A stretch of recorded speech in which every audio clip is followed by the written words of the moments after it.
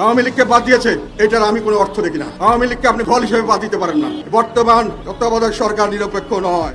শেখ হাসিনা ছাড়া দেশে কোনো নির্বাচন হবে না, তাকে ছাড়া কোনো নির্বাচন জনগণ মানবে না। আমাদের আওয়ামী লীগকে ভোট দিতে দেবে না, ব্যালটে নৌকা মার্কা থাকবে না, আওয়ামী লীগ থাকবে না, সেই ব্যালটে কেন জনগণ ভোট দিতে যাবে? কিংবা নির্বাচন যদি হয়ও, নির্বাচনের পর আপনি দেশে সুষ্ঠু স্বাভাবিক কোনো পরিস্থিতির ইঙ্গিত পাচ্ছেন?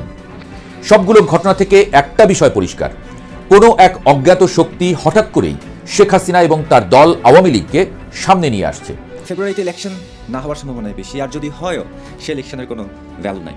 এবং ফেব্রুয়ারিতে যদি একটা ইলেকশন হয় তাহলে এই বছর 2026-এ দুইটা ইলেকশন হবে, তবে এই ইলেকশনের কোনো ভ্যালু নাই।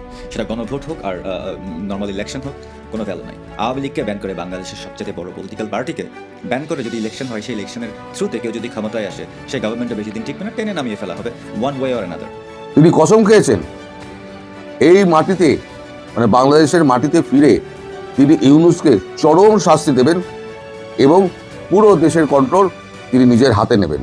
যে দেশের একটা বড় জনগোষ্ঠীকে তারা যত অপরাধী হোক না কেন, যত খারাপই হোক না কেন, যে যেভাবে ব্যাখ্যা করুন না কেন, এবং আইনিভাবে তাদের বিরুদ্ধে সিদ্ধান্ত চূড়ান্ত হওয়ার আগে তাদেরকে নির্বাচনী প্রক্রিয়া রাজনীতির বাইরে রাখা, বাংলাদেশের রাজনীতির জন্য, বাংলাদেশের নির্বাচনের জন্য, ভবিষ্যতের জন্য কতটা স্থিতিশীলতা দেবে, সেটা নিয়ে আমার মধ্যে যথেষ্ট সংশয় রয়েছে।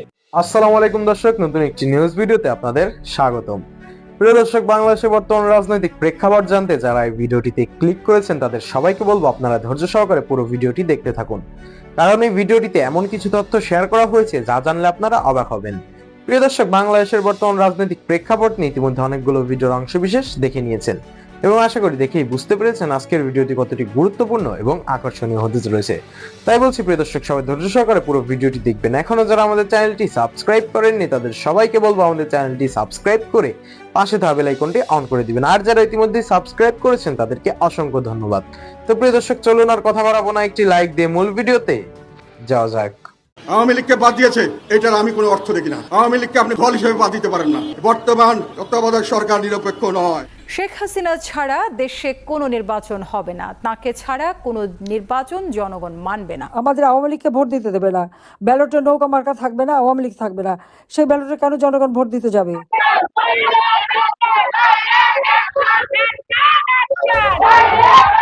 আবারও সবাই বেঁধেছে জোট, নৌকা ছাড়া কিসের ভোট। কঠোর হুঁশিয়ারি দিয়ে মাঠে নামার ঘোষণা দিয়েছেন সাবেক প্রধানমন্ত্রী এবং আওয়ামী লীগের সভাপতি শেখ হাসিনা। সারা দেশে কঠোর হরতালের ডাক দিয়েছেন শেখ হাসিনা। এ সময় তিনি নেতাকর্মীদের জানিয়েছেন এবারের সংগ্রাম আওয়ামী লীগের অস্তিত্ব রক্ষার সংগ্রাম। এ সময় তিনি রাজাকারদের বিরুদ্ধে যার যা কিছু আছে তাই নিয়ে সকলকে রাজপথে নামার নির্দেশও দিতে শোনা যায় তাকে। তাদের সাথে যোগাযোগ করে আগামী আন্দোলন কিভাবে আরো শক্তিশালী বেগবান করা যেতে পারে সেই পরিকল্পনা নিয়ে তাদের এগোতে হবে।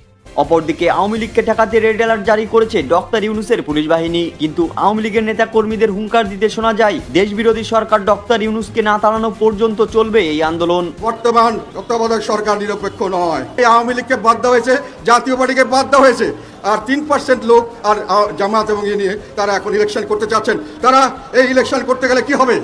ইলেকশন করতে গেলে এটা কোনো ইলেকশন হবে না। 2024 সালের 5ই আগস্ট ছাত্র জনতার গণ অভ্যুত্থানের মুখে ক্ষমতাচ্যুত হন সেই সময়ের প্রধানমন্ত্রী শেখ হাসিনা। ভারতে পালিয়ে যান তিনি। তারপর তার বিরুদ্ধে অনেকগুলো মামলা হয়েছে। আইসিটির একটি মামলায় তার ফাঁসির রায়ও হয়েছে। অথচ এই নির্বাচনের বছরে এসে একের পর এক মামলা থেকে অব্যাহতি পাচ্ছেন তিনি। প্রথম মামলাটি ছিল জুলাইয়ে এক ব্যক্তির নিহত হওয়ার মামলা। পুলিশ তদন্ত করে পেয়েছে ওই ব্যক্তি নিহত হননি, তাই এখন মামলার বাদীর বিরুদ্ধেই মামলা করা হচ্ছে। এর পরের ঘটনা আরও ভয়ানক। জুলাই আন্দোলনে আহত ব্যক্তির পক্ষে মামলা করা হয়। সেই মামলাতে জুলাইয়ে আহত ওই ব্যক্তিকে খুঁজে পায়নি পুলিশ। শেখ হাসিনা সহ 115 জন বিবাদীর সবাইকে মামলা থেকে অব্যাহতি দেওয়া হয়। এরই মধ্যে আরেকটি বড় খবর, বুধবার আইসিটি আদালতে হাজির হন আইসিটি আদালতেই মৃত্যুদণ্ডপ্রাপ্ত মাওলানা আবুল কালাম আজাদ, যাকে বাচ্চু রাজাকারও বলা হয়। বাচ্চু রাজাকারের বিচার হয়েছে আন্তর্জাতিক অপরাধ ট্রাইব্যুনালে। এই একই আদালতে শেখ হাসিনারও বিচার হয়েছে। বিচারের শুরু থেকেই মাওলানা পলাতক ছিলেন। জুলাই অভ্যুত্থানে ক্ষমতাচ্যুত শেখ হাসিনাও বিচারের আগে থেকেই পলাতক। বিচার ও রায়ের সময় তিনিও অনুপস্থিত ছিলেন, শেখ হাসিনাও অনুপস্থিত। রায়ের সময় উপস্থিত না থাকায় তার আপিলের সুযোগ ছিল না, শেখ হাসিনারও সেটা নেই। কিন্তু এখন পরিবর্তিত পরিস্থিতিতে রায়ের 13 বছর পর আদালতে আত্মসমর্পণ করে ন্যায় বিচারের প্রত্যাশা করছেন তিনি। যদি আদালত তার আবেদন গ্রহণ করে এবং তার মৃত্যুদণ্ডের আদেশ বাতিল করে, তাহলে একই প্রক্রিয়ায় শেখ হাসিনারও রেহাই পাওয়ার সুযোগ তৈরি হয়ে থাকবে। প্রশ্ন উঠেছে, আদালতে শেখ হাসিনার পক্ষে এমন নজির রেখে যাওয়ার জন্যই কি সরকার নির্বাচনের আগে তড়িঘড়ি করে বাচ্চু রাজাকারের বিচার প্রক্রিয়া নতুন করে শুরু করতে যাচ্ছে? এ তো গেল একদিকের হিসাব। আর একদিকে আছে আওয়ামী লীগ। আওয়ামী লীগের পলাতক নেতারা হঠাৎ করে সক্রিয় হয়েছেন। শনিবার সাবেক পররাষ্ট্রমন্ত্রী ডক্টর হাসান মাহমুদ বলেছেন, ডক্টর ইউনূস সরকার চলে গিয়ে অন্য কোনো অন্তর্বর্তী সরকার যদি আসে তাহলে নির্বাচনে যাবে আওয়ামী লীগ। তার ঠিক 2 দিন আগে ভার্চুয়াল মিটিংয়ে শেখ হাসিনা বলেছেন, আমরা নির্বাচনে যেতে চাই, আমরা তো নির্বাচন বর্জন করিনি, তাহলে আমরা নির্বাচনে নাই কেন? অঙ্কের আরও হিসাব বাকি আছে। এই যখন অবস্থা, ঠিক সেই মুহূর্তেই জামায়াতের নেতৃত্বাধীন 10 দলীয় জোটের শরিক জুলাই আন্দোলনের তরুণদের সংগঠন এনসিপি নির্বাচন বর্জন করার কথা বলছে। রোববার সংবাদ সম্মেলন করে দলের নির্বাচন পরিচালনা কমিটির প্রধান এবং সাবেক উপদেষ্টা আসিফ মাহমুদ সজীব ভুঁইয়া একথা জানিয়েছেন। সোমবার এবং মঙ্গলবারও একই কথা বলেছেন এনসিপি নেতারা। নির্বাচন নিয়ে এই যে অনিশ্চয়তা, এর মধ্যেই পৃথিবীর সবচেয়ে বড় 2টি গণমাধ্যম রয়টার্স এবং আল জাজিরা গুরুত্বপূর্ণ একটি প্রতিবেদন প্রকাশ করেছে, যেখানে তারা বলছে আগামী নির্বাচনে জামায়াত খুবই ভালো ফল করতে যাচ্ছে। তারা সরাসরি বলছে না জামায়াত ক্ষমতায় যাবে, তবে তারা বলছে জামায়াতের এই উত্থান বাংলাদেশের মধ্যপন্থী এবং সংখ্যালঘু সম্প্রদায়ের মধ্যে উদ্বেগ সৃষ্টি করেছে। হঠাৎ করে আন্তর্জাতিক মিডিয়া জামায়াতকে নিয়ে ভয় দেখাচ্ছে কেন? এই প্রশ্ন যখন, ঠিক তখনই সারা দেশে জামায়াতের নির্বাচন নিয়ে সহিংসতা প্রতিরোধের কমিটি করার খবর আসছে। এদিকে শেখ হাসিনার আশ্রয়দাতা দেশ ভারত বাংলাদেশ থেকে তার সব নাগরিকদের দেশে ফিরিয়ে নিয়ে যাচ্ছে। বাংলাদেশের বিভিন্ন দূতাবাস এবং উপদূতাবাসে কর্মরত ভারতীয়দেরকে বিশেষ বিমানে করে ভারতে ফিরিয়ে নেওয়া হয়েছে। অন্য নাগরিকদেরও বাংলাদেশে থাকার বিষয়ে সতর্ক করেছে দেশটি। এতগুলো খবর, এত ঘটনা, সবগুলোই একটা আরেকটার সঙ্গে সম্পর্কিত।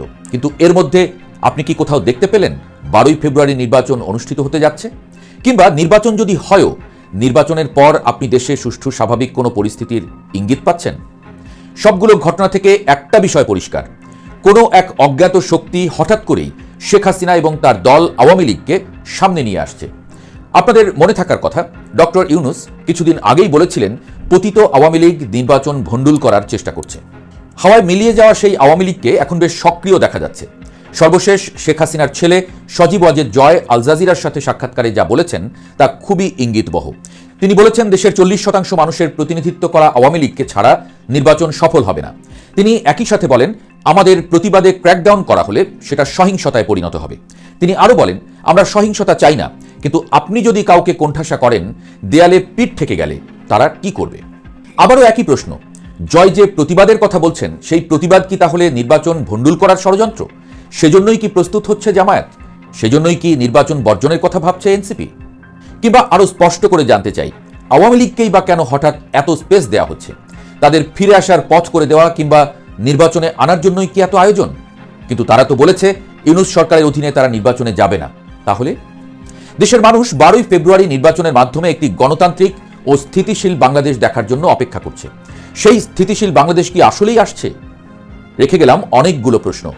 এটা শুরু হবে সন্ধ্যেবেলা 6টায়, আর তিনি অডিও বার্তা দেবেন। অডিও বার্তায় তিনি কি কি বলতে পারেন তার একটা আউটলাইন আমার কাছে এসছে। আমি সেই আউটলাইনটা আপনাদেরকে বলছি। আউটলাইনে উনি বলবেন যেটা, এই ইউনূস একজন দখলদার, অবৈধ, এর বিরুদ্ধে আমি এবং আমার দল সার্বিক প্রতিরোধ গড়ে তুলব। ইউনূস একজন প্রতারক, আইন ভঙ্গকারী, দেশের অর্থনীতিকে নষ্ট করেছেন এবং সন্ত্রাসবাদীদের আশ্রয় প্রশ্রয় দিয়েছেন সরকারি অর্থ খরচ করে, যা সাধারণ মানুষের মূলধন। তিনি কসম খেয়েছেন এই মাটিতে, মানে বাংলাদেশের মাটিতে ফিরে তিনি ইউনূসকে চরম শাস্তি দেবেন এবং পুরো দেশের কন্ট্রোল তিনি নিজের হাতে নেবেন। উনি বলবেন যে যতক্ষণ না আমি এই আমার পণ থেকে সরে আসছি, ততক্ষণ আমি শেষ নিঃশ্বাস ত্যাগ করব না, এবং দেশের মাটিতে ফিরে আমি এই কাজটি সম্পন্ন করে তারপর আমি শেষ নিঃশ্বাস ত্যাগ করব। এই বলে জয় বাংলা, জয় বঙ্গবন্ধু বলে উনি শেষ করেন। এটা হচ্ছে আউটলাইন। টোটাল যে ভাষণটা সেটা হচ্ছে 7 মিনিট 5 মিনিট 27 সেকেন্ড। এরপরে যা প্রশ্নোত্তর থাকবে সেটা করবেন উপস্থিত যে সমস্ত নেতা, তারা সবাই যথেষ্ট অভিজ্ঞ, বয়স্ক এবং শেখ হাসিনার আস্থাভাজন। এইটা নিয়ে আপনাদের একটা কৌতূহল ছিল, সেই কৌতূহলটা আপাতত আমি আজকে মোটামুটি একটা মেটাতে পারলাম। এদিকে ইউরোপিয়ান ইউনিয়নের একটি প্রতিনিধি দল ইউনুসকে গিয়ে ব্যাপক চমকে এসছে। চমকানো মানে একদম পুরো ব্যাপক চমকে এসছে। সে প্রতিনিধি দল মানে কোন কোন দেশ ছিল ইউরোপিয়ান ইউনিয়নের? ইউরোপিয়ান ইউনিয়নের দেশ ছিল যেটা হয় সেটা হচ্ছে ইটালি, সুইডেন, 8টা দেশ। Italy, Sweden, Norway, Denmark, Spain, Austria, Germany এবং সুইজারল্যান্ড। এইটার নেতৃত্ব দেন অ্যালেন লে মেলিন এবং প্রতিনিধি দল। তারা ভেতরে গিয়ে তারা ইউনুসকে প্রচ্ছন্ন হুমকি দেন যে আপনাকে মানে ইনক্লুসিভ নির্বাচন করতে হবে, ভারত যা চায়, মার্কিন যুক্তরাষ্ট্র যা চায়, আমাদের চাওয়ার মধ্যে কোনো অভিন্নতা নেই, আপনাকে এই কাজটি করতেই হবে। তার জন্য আপনাকে যদি বিকল্প কোনো রাস্তা ঠিক করতে হয়, অর্থাৎ পরবর্তী ভোটের যদি লাইন ঠিক হয় করতে হয়, তাহলে আপনাকে তাই করতে হবে। আদারওয়াইজ এই নির্বাচনকে কেউ সমর্থন করবে না এবং আপনার গায়ে আরো কাদা লাগবে। এটা আমাদের কোনো হুঁশিয়ারি নয়, যেটা বলেছেন এটা কোনো রিকোয়েস্ট নয়, এটা অর্ডার। এবং এটা শেষবারের মতো আপনাকে বলে দেওয়া হলো, এরপর আর বলা হবে না। অর্থাৎ ইউনুসকে একটা চরম একটা হুমকি দিয়ে গেলেন। তখন ইউনুস বলেন, সরকার তো লোক আনছে, প্রচুর লোক এখানে আসবে। তখন ইউনুসকে ওনারা বলেন যে ভোট যদি অংশগ্রহণমূলক হয় এবং অবাধ হয়, সেক্ষেত্রে আপনার লোককে নিয়ে আসতে হবে কেন? লোক তো স্বতঃস্ফূর্তভাবে অংশগ্রহণ করবে, তাহলে লোক আনতে হবে কেন? এবং আপনি যে সমস্ত প্রচার করে বেড়াচ্ছেন এই গণভোটের ব্যাপারে, সে সমস্ত প্রচার করছেন কেন? তার জবাব দিয়ে আপনাকে করতে হবে। আপনি একটা দেশকে আপনি অস্থির করে ফেলেছেন, এটা আমরা চুপ করে বসে দেখব না। ফলে আপনাকে এটা কোনো সাবধান মানে নয়, একদম আপনাকে হুঁশিয়ারি দিয়ে গেলাম, আর দ্বিতীয়বার এ নিয়ে আমরা কথা বলবো না বলে তারা চলে যান। ও যাওয়ার আগে আমাদের ডাস্টবিন শফিক তিনি কিছু বলার চেষ্টা করেন। তার ডাস্টবিন শফিককে এই যিনি নেতৃত্ব দিচ্ছেন অ্যালেন লে মেলিন, তিনি বলেন আপনি কে?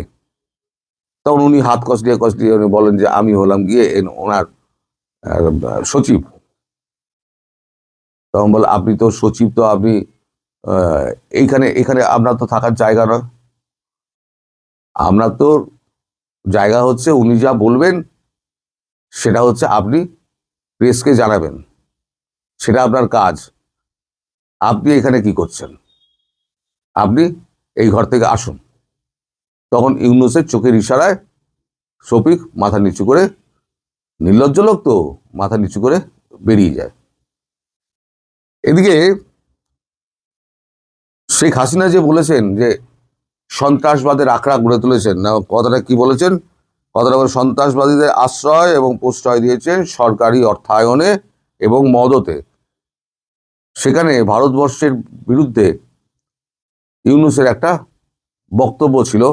বক্তব্য বলতে ইউনুস বলেছেন যে এই যে ভারত এটা আমাদের এখান থেকে নন ফ্যামিলি যে মেরে দিল আমার মিশনে, সেটা ওভার রিয়াক্ট করা। পররাষ্ট্র উপদেষ্টা একই কথা বলেছেন, ওভার রিয়াক্ট করেছে ইন্ডিয়া। তাই গুলশানে যে আপনার এই খালিস্তানি স্বাধীন খালিস্তান যারা কানাডায় বসছিল, যাদের পেছনে ভারত পড়ে রয়েছে, র পড়ে আছে, রয়ের গানম্যান পড়ে রয়েছে, তাদের এখানে গুলশানে অফিস খুলে সরকারি অর্থায়নে তাদেরকে মদত দেওয়া হচ্ছে এবং তাদের যা যা প্রয়োজনীয় জিনিস সমস্ত সরকার প্রোভাইড করছে। তারপরে উনি বলছেন আমি দেশ শাসন করছি, একেবারে নিরপেক্ষ ভূমিকায়, এই নিরপেক্ষতার পরিচয়। তাহলে ভারত যেটা করেছে সেটা কি অন্যায় করেছে? এবার ভারত কেন করলো সেটা নিয়ে আমি একটা বিস্তারিত রিপোর্ট করব পরে, যে কে মারবে, কেন মারবে, কোথা থেকে মারবে। মারার আগে তো ঘর গোছানো হচ্ছে, তা ঘর গুছিয়ে নিক, তারপর প্যাদানিটা শুরু হবে। বহুত মারবে। আপনাদের বাংলাদেশে কিন্তু প্রচুর রক্ত ঝরবে। এই ফেব্রুয়ারি মাসেই হয়তো বা মার্চ হতে পারে, প্রচুর রক্ত ঝরবে, নিশ্চিত থাকুন। আমি যেমন বলেছিলাম 2026 খুব অশান্তির মধ্যে দিয়ে যাবে। 26-এর 2 তারিখ থেকে শুরু হয়ে গেছে, 2026-এর জানুয়ারি 2 তারিখ থেকে শুরু হয়ে গেছে, যেটা ট্রাম্প করলেন, মাদুরোকে তুলে আনলেন ভেনেজুয়েলা থেকে সস্ত্রীক। এখন গ্রিনল্যান্ড নিয়ে পড়েছেন, মাঝে ইরান শুরু হয়েছিল, তারপর ইরান একটু থামাচাওয়া করেছে, এখন গ্রিনল্যান্ডটা শেষ হোক, এই নিয়ে ইউরোপিয়ান ইউনিয়নের সঙ্গে তার লেগে গেছে ঝড়াবটি। সেটা দূরবেলার ভিডিওতে আমি করে দিয়েছি, সেটা দেখে নেবেন। এখন ইউরোপিয়ান ইউনিয়ন চেপে ধরেছে, সরি। তো এই হচ্ছে বাংলাদেশের সাম্প্রতিক অবস্থা। বাংলাদেশের যে এখন অপেক্ষা যেটা বাংলাদেশের মানুষ করছে সেটা হচ্ছে শেখ হাসিনার বক্তব্য।